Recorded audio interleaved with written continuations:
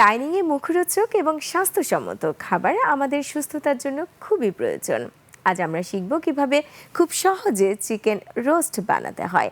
এই chicken roast আপনি দুপুরে বা রাতেও খেতে পারেন। এবার আপনাদের জানিয়ে দিচ্ছি কি কি উপকরণ লাগবে এই চিকেন রোস্ট বানাতে।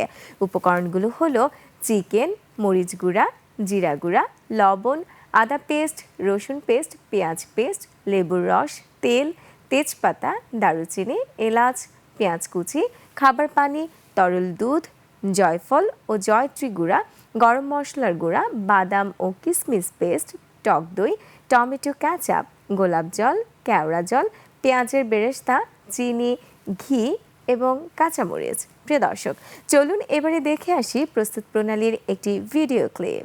সিল্কোর সিল্ক অ্যান্ড শাইন, যাতে আছে আর্গান অয়েল ও ওট প্রোটিনের গুডনেস, যা আপনার চুলকে রাখে হেলদি অ্যান্ড শাইনিং।